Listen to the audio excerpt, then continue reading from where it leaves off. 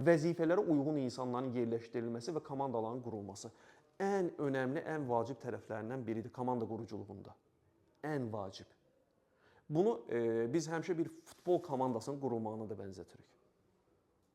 Hələ bil ki, bir məşqçi dünyanın ən məşhur oyuncularından bir yığma futbol komandası qurmaq istəyir.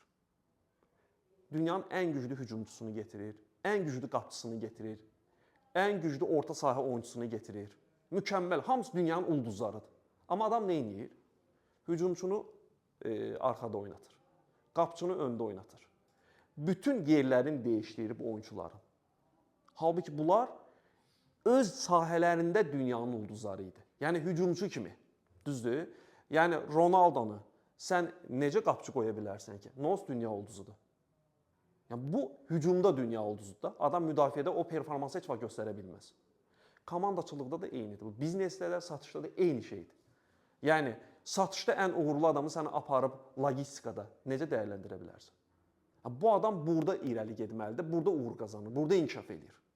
Və yaxud ümumiyyətlə satışdan anlayışı olmayan, heç vaxt müştəri görməyən, idarəçilik bilgiləri lazımi şəkildə satış sayəsində olmayan bir insan gəlir olur satışda rəhbər. O satışda nə uğur ola bilər ki?